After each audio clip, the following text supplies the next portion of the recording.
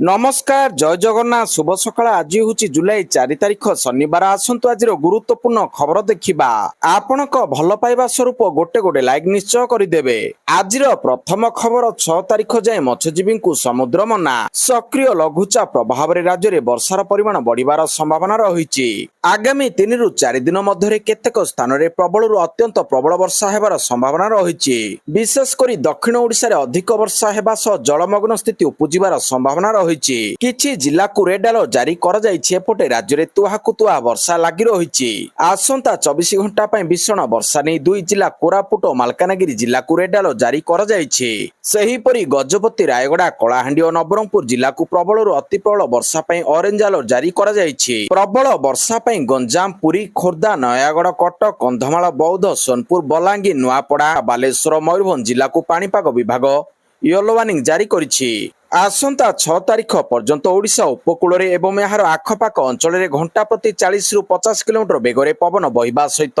झड़ वर्षा होई पारे एवं पवनर बेग बढ़ी 60 किलोमीटर घंटा प्रति पवन बहिबो तेणु आगामी 4 दिन पर्यंत समुद्र स्थिति अशांत रहिबो तेणु मत्स्यजीवी मानक समुद्र भीतर को न जावाक परामर्श दिया जाइछि।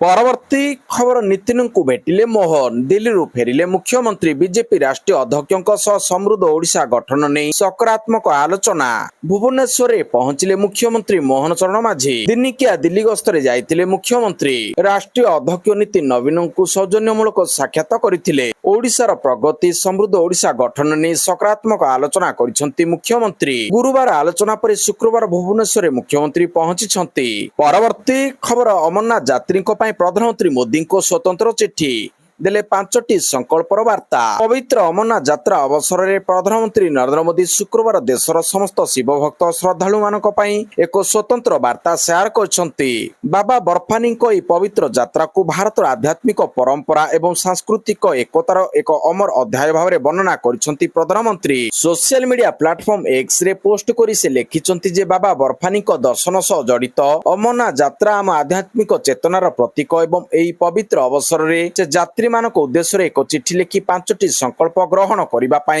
आह्वान देइछंती एथि सहित से समस्त श्रद्धालु यात्रा सुरक्षित एवं मंगलमय हेउ बोली प्रार्थना करछंती। परवर्ती खबर जुलाई 10 रे न्यूजीलैंड गस्तरे जिबे मोदी प्रधानमंत्री मोदी जुलाई 10 तारिख रे न्यूजीलैंड गस्तरे जिबे भारत और न्यूजीलैंड मध्य ऐतिहासिक मुक्त वाणिज्य चुक्तिनामा स्वाक्षरित हेबा परे मोदी प्रथम थर न्यूजीलैंड गस्त करिवे गत 40 वर्ष रे कोनसी भारतीय प्रधानमंत्री यह प्रथम न्यूजीलैंड गस्त हेबो न्यूजीलैंड रो प्रधानमंत्री क्रिस्टोफर लक्सन शुक्रवार घोषणा करिसंती जे प्रधानमंत्री मोदी आसंता सप्ताह रे तांकर प्रथम सरकारी न्यूजीलैंड गस्त करिवे लक्सन कहिसंती जे न्यूजीलैंड भारत मुक्त वाणिज्य चुक्तिनामा सहित दुई देश सेमानक संपर्क को परवर्ती स्तर को नै जिबे एहा द्वारा न्यूजीलैंड रे अधिक नियुक्ति अधिक रप्तानी और अधिक दृढ़ अर्थनैतिक अभिवृद्धि हेबो बोली कहिसंती। परवर्ती खबर कृषि विभाग पक्षरु 4टी निगम सह बुझामणा पत्र स्वाक्षरित कृषि और कृषक सशक्तिकरण विभाग पक्षरु आर्थिक वर्ष 2026-27 पई 4टी निगम ओडिशा कृषि शिल्प निगम ओडिशा कृषि प्रोत्साहन एवं पुंजी लगान निगम ओडिशा राज्य बिहन निगम एवं ओडिशा राज्य काजू उन्नयन निगम सहित बुझामणा पत्र स्वाक्षरित होईछि। एही अवसर रे राज्य रे कृषि और कृषकों उन्नति दिगरे विभाग सह समन्वय रक्षा करी एकाठी काम करिबा पई निगम गुड़िक उप मुख्यमंत्री तथा कृषि और कृषक सशक्तिकरण मंत्री कनकवर्धन सिंहदेव कहिसंती। परवर्ती खबर आयुष्मान सारथी व्हाट्सएप चैटबॉट लॉन्च एवं घरे बसी पांतु आयुष्मान भारत सेवा आयुष्मान भारत प्रधानमंत्री जन आरोग्य योजना सेवा गुड़िक अधिक सहज एवं स्वच्छ करने केंद्र सरकार एक सरकारी व्हाट्सएप चैटबॉट आयुष्मान सारथी लॉन्च करछंती। एहा द्वारा हिताधिकारी मानक सरकारी ऑफिस किंबा कॉल सेंटर उपर निर्भर करने को पड़िबो नाही। परवर्ती खबर ई रिक्शा बंद कर देउथिबा बेट BMS app ban Chinese app उपरे सरकार कठोर पदक्षेप गत किछि दिन धरी सोशल मीडिया रे अनेक आश्चर्यजनक वीडियो वायरल होउथिला चलंता ई रिक्शा को लोक माने हठात मोबाइल सहायता रे बंद कर देउथिले ए पूरा घटना पछरे एक चाइनीज ऐप रहितिला जहार ना बेट बीएमएस ऐप मजामस्ती अन्य मानको हैरान करिबा पय व्यवहार करा जाउथिबा ई ऐप उपरे भारत सरकार कठोर पदक्षेप नेइछंती। केंद्र सरकार मामला को अत्यंत गुरुतर सह विचार करी बड़ पदक्षेप नेइछंती। केंद्र आईटी मंत्रालय सुरक्षा और डाटा संरक्षण दिग को समीक्षा करिबा परे चाइनीज ऐप को गूगल प्ले स्टोर एवं एप्पल ऐप स्टोर तुरंत हटाइबा लागि निर्देश देइछंती। ସରକାରଙ୍କ ଏହି ନିଷ୍ପତ୍ତି ଦ୍ୱାରା ଲକ୍ଷାଧିକ ଇ ରିକ୍ସା ଚାଳକଙ୍କୁ ଆଶ୍ୱସ୍ତି ମିଳିଛି। ପରବର୍ତ୍ତୀ ଖବର 381 ଗାଁକୁ ସୁନାମି ଆଲର୍ଟ, ବର୍ଷା ମୁକାବିଲା ପାଇଁ ବଡ଼ ରୋଡ ମ୍ୟାପ, ସହରରେ ହେବନି କୃତ୍ରିମ ବନ୍ୟା, ଭୁବନେଶ୍ୱର ପାଇଁ ରୁରିକ୍ ପ୍ଲାନ। ରାଜ୍ୟରେ ଲଘୁଚାପ ଜନିତ ଲଗାଣ ବର୍ଷା ଜାରି ରହିଛି। ପ୍ରବଳ ବର୍ଷା ଯୋଗୁଁ ଜରୁରୀକାଳୀନ ସ୍ଥିତି ସୃଷ୍ଟି ହେବାର ସମ୍ଭାବନା ରହିଛି। ତେଣୁ ବର୍ଷା ବନ୍ୟା ମୁକାବିଲା ପାଇଁ ବିପର୍ଯ୍ୟୟ ପରିଚାଳନା ବିଭାଗର ବଡ଼ ରୋଡ ମ୍ୟାପ ତିଆରି କରିଛି। ଏନେଇ ମନ୍ତ୍ରୀ ସୁରେଶ ପୂଜାରୀ ସୂଚନା ଦେଇଛନ୍ତି। ସେ କହିଛନ୍ତି ଯେ ବର୍ଷା ବନ୍ୟା ହେବା ବର୍ତ୍ତମାନ ସ୍ୱାଭାବିକ କଥା, ହେଲେ ବର୍ଷା ହେବା ମାତ୍ରେ ସହରରେ କୃତ୍ରିମ ବନ୍ୟା ସୃଷ୍ଟି ହେଉଛି। ଏଥିପାଇଁ 10ଟି ସହରକୁ ବିପର୍ଯ୍ୟୟ ପରିଚାଳନା ବିଭାଗ ଅର୍ଥ ମଞ୍ଜୁରୀ କରିବ। ବର୍ଷା ଯୋଗୁଁ ଆଉ କେଉଁଠି କୃତ୍ରିମ ବନ୍ୟା ହେବ ନାହିଁ। କ୍ରମରେ ଭୁବନେଶ୍ୱର ପାଇଁ ସ୍ୱତନ୍ତ୍ର ଯୋଜନା କରାଯାଇଛି। ପରବର୍ତ୍ତୀ ଖବର, ବରିଷ୍ଠ ଆଇଏଏସଙ୍କୁ ଏସ୍ଆଇର ଦାୟିତ୍ୱ। 10 ବରିଷ୍ଠ ଆଇଏଏସ ଅଧିକାରୀ ଭୋଟର ତାଲିକା ପର୍ଯ୍ୟବେକ୍ଷକ ନିଯୁକ୍ତ। 5ରେ ପ୍ରକାଶ ପାଇବ ଚିଠା ଭୋଟର ତାଲିକା। ଓଡ଼ିଶାରେ ଭୋଟର ତାଲିକାର ସ୍ୱତନ୍ତ୍ର ସଂଗଠନ ସଂଶୋଧନ ପ୍ରକ୍ରିୟାକୁ ସୁଚାରୁ ରୂପେ ପରିଚାଳନା କରିବା ପାଇଁ ଭାରତୀୟ ନିର୍ବାଚନ କମିଶନଙ୍କ ଦ୍ୱାରା ଓଡ଼ିଶାରେ 10 ଜଣ ବରିଷ୍ଠ ଆଇଏଏସ ଅଧିକାରୀଙ୍କୁ ଭୋଟର ତାଲିକା ପର୍ଯ୍ୟବେକ୍ଷକ ଭାବରେ ନିଯୁକ୍ତ କରାଯାଇଛି। ଏହି ସଂଶୋଧନ ପ୍ରକ୍ରିୟା ପାଇଁ 1/7/2026କୁ ଯୋଗ୍ୟତା ତାରିଖ ଭାବରେ ଧାର୍ଯ୍ୟ କରାଯାଇଛି। ପରବର୍ତ୍ତୀ ଖବର, ନବୀନ ପାଣ୍ଡିଆନଙ୍କୁ କୋର୍ଟ ନୋଟିସ। ପୂର୍ବତନ ମୁଖ୍ୟମନ୍ତ୍ରୀ ନବୀନ ପଟ୍ଟନାୟକ ଓ ତତ୍କାଳୀନ 5ଟି ସଚିବ ଭିକେ ପାଣ୍ଡିଆନଙ୍କ ପାଇଁ ଆଇନଗତ ଅଡୁଆ ବଢିଛି। ରାଜ୍ୟର ବିଭିନ୍ନ ସ୍ଥାନକୁ ପାଣ୍ଡିଆନଙ୍କ ବାରମ୍ବାର ହେଲିକପ୍ଟର ଗସ୍ତ ଏବଂ ଏ ବାବଦରେ ହୋଇଥିବା ଖର୍ଚ୍ଚକୁ ନେଇ ଦାୟର ରିଭିଜନ ପିଟିସନକୁ ବିଚାର ପାଇଁ ଖୋର୍ଦ୍ଧା ଜିଲ୍ଲା ଦୌରାଜ ଗ୍ରହଣ କରିଛନ୍ତି। ଏହି ମାମଲାରେ ଅଦାଲତ ଉଭୟ ନବୀନ ଓ ପାଣ୍ଡିଆନଙ୍କୁ ନୋଟିସ ଜାରି କରିବା ସହ ଆସନ୍ତା 15 ତାରିଖ ସୁଦ୍ଧା ରିପୋର୍ଟ ଦାଖଲ କରିବାକୁ ନିର୍ଦ୍ଦେଶ ଦେଇଛନ୍ତି। ପରବର୍ତ୍ତୀ ଖବର, ଆମେରିକା ବିଶ୍ୱକପ୍ ଜିତିଲେ ଚନ୍ଦ୍ରକୁ ଯିବ ଫୁଟବଲ। ଆମେରିକା ଫୁଟବଲ ବିଶ୍ୱକପ୍ ଜିତିଲେ ଚନ୍ଦ୍ରକୁ ଯିବ ଫୁଟବଲ। ଏଥିପାଇଁ ନାସା ରୋମାଞ୍ଚକର ପ୍ରତିଶ୍ରୁତି ଦେଇଛି। ଚନ୍ଦ୍ରପୃଷ୍ଠରେ ନାସାର ଆଗାମୀ ବେସ୍ ବା ଆବାସିକ ପ୍ରକଳ୍ପର ରୂପରେଖ ଉନ୍ମୋଚନ ଅବସରରେ ସେ ଖେଳାଳିମାନଙ୍କୁ ଉତ୍ସାହିତ କରିବାକୁ କହିଛନ୍ତି। ଏହା ଆମେରିକା ଦଳ ପାଇଁ ଏକ ବଡ଼ ଚ୍ୟାଲେଞ୍ଜ। ଆପଣମାନେ କେବଳ ପଡ଼ିଆରେ ନିଜର ଶ୍ରେଷ୍ଠ ପ୍ରଦର୍ଶନ କରନ୍ତୁ। ଚନ୍ଦ୍ରକୁ ବଲ୍ ପଠାଇବା ଦାୟିତ୍ୱ ଆମର। ପରବର୍ତ୍ତୀ ଖବର, 6ରେ ରଥଯାତ୍ରା ପ୍ରସ୍ତୁତିର ସମୀକ୍ଷା କରିବେ ମୁଖ୍ୟମନ୍ତ୍ରୀ। ଆସନ୍ତା 6 ତାରିଖରେ ମୁଖ୍ୟମନ୍ତ୍ରୀ ରଥଯାତ୍ରା ପ୍ରସ୍ତୁତିର ସମୀକ୍ଷା କରିବେ। ସେହିଦିନ ପୂର୍ବାହ୍ନ 10:15ରେ ଏହି ସମୀକ୍ଷା ବୈଠକ ଅନୁଷ୍ଠିତ ହେବ ବୋଲି ଶ୍ରୀମନ୍ଦିର ମୁଖ୍ୟ ପ୍ରଶାସକ ସୂଚନା ଦେଇଛନ୍ତି। ସମୀକ୍ଷା ବୈଠକରେ ମହାପ୍ରଭୁ ଶ୍ରୀ ଜଗନ୍ନାଥଙ୍କ ନୀତିକାନ୍ତି ସୁଚାରୁ ଭାବରେ ସମ୍ପାଦନ, ରଥଯାତ୍ରା ସମୟରେ ଶ୍ରଦ୍ଧାଳୁଙ୍କ ପାଇଁ କରାଯାଇଥିବା ବିଭିନ୍ନ ବ୍ୟବସ୍ଥା, ସୁରକ୍ଷା, ପରିମଳ, ଟ୍ରାଫିକ ପରିଚାଳନା, ପାନୀୟ ଜଳ, ସ୍ୱାସ୍ଥ୍ୟ ସେବା ଏବଂ ଅନ୍ୟାନ୍ୟ ମୌଳିକ ସୁବିଧା ସମ୍ପର୍କରେ ବିସ୍ତୃତ ଆଲୋଚନା ହେବା ନେଇ ସୂଚନା ଦେଇଛନ୍ତି ଶ୍ରୀମନ୍ଦିର ମୁଖ୍ୟ ପ୍ରଶାସକ। ପରବର୍ତ୍ତୀ ଖବର, ଜାପାନୀ ସଂସ୍ଥା ସହ ଐତିହାସିକ ଚୁକ୍ତି। ପାରାଦୀପ ଓ ଗୋପାଳପୁରରେ ହେବ 3 ପ୍ରକଳ୍ପ। 67,000 କୋଟି ନିବେଶରେ 7,600 ନିଯୁକ୍ତି। ଜାପାନୀ ସଂସ୍ଥା ସହ ଐତିହାସିକ ଚୁକ୍ତି। ଗ୍ରୀନ୍ ଏନର୍ଜି କ୍ଷେତ୍ରରେ ଜାପାନୀ ବ୍ୟବସାୟିକ ନେତୃବୃନ୍ଦଙ୍କ ସହ ସହଭାଗିତା। ଏ ରାଜ୍ୟରେ ହେବ ବ୍ୟାପକ ପୁଞ୍ଜିନିବେଶ।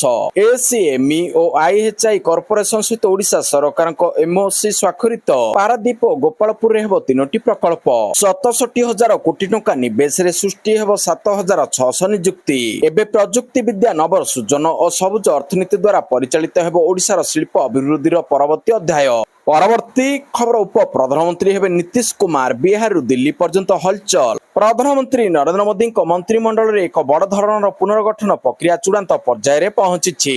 ଚଳିତ ଜୁଲାଇ ତୃତୀୟ ସପ୍ତାହ ସୁଦ୍ଧା ଏହି ବଡ଼ ଅଦଳବଦଳ ହେବା ନେଇ ଜୋରଦାର ପ୍ରସ୍ତୁତି ଚାଲିଛି। ଜୁଲାଇ 21ରୁ ଆରମ୍ଭ ହେବାକୁ ଥିବା ସଂସଦର ମୌସୁମୀ ଅଧିବେଶନ ପୂର୍ବରୁ କିମ୍ବା ଏହାର ପ୍ରାରମ୍ଭିକ ପର୍ଯ୍ୟାୟରେ ଉକ୍ତ ପ୍ରକ୍ରିୟା ଶେଷ କରିବାକୁ ଲକ୍ଷ୍ୟ ରଖାଯାଇଛି। ତେବେ ଉପପ୍ରଧାନମନ୍ତ୍ରୀ ଭାବରେ ନୀତିଶ କୁମାର ଏବଂ ଅମିତ ଶାହଙ୍କ ନାଁ ଆସିଛି।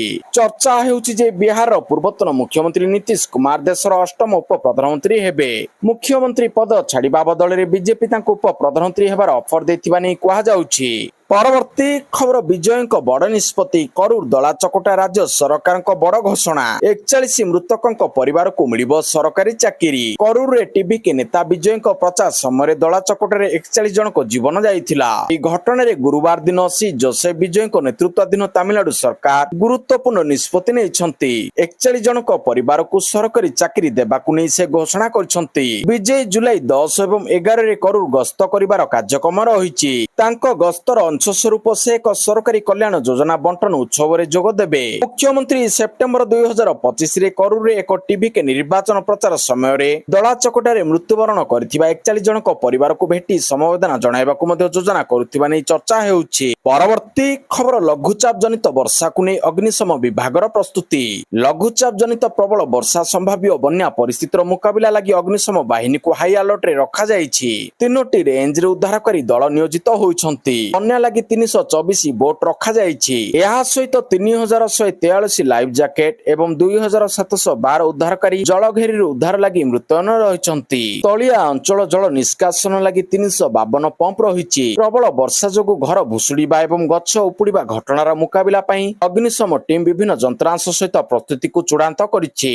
ପରବର୍ତ୍ତୀ ଖବର ଖୁବ୍ ଶୀଘ୍ର 4 ଡପଲର ରାଡାର। ଓଡ଼ିଶାର 4 ସହରରେ ସ୍ଥାପନ ହେବ ଡପଲର ରାଡାର। ପାଣିପାଗ ତଥ୍ୟ ଓ ପୂର୍ବାନୁମାନ ଆହୁରି ନିର୍ଦ୍ଦିଷ୍ଟ ହେବ। ପାଣିପାଗ ତଥ୍ୟ ଓ ପୂର୍ବାନୁମାନ ଆହୁରି ସଶକ୍ତ ଓ ନିର୍ଦ୍ଦିଷ୍ଟ ହେବ। ସମ୍ବଲପୁରରେ ଡପଲର ରାଡାର ସ୍ଥାପନ କାମ ପ୍ରାୟତଃ ଶେଷ ହୋଇଗଲାଣି। ଖୁବ୍ ଶୀଘ୍ର ଏହାର ଉଦ୍ଘାଟନ କରାଯିବ।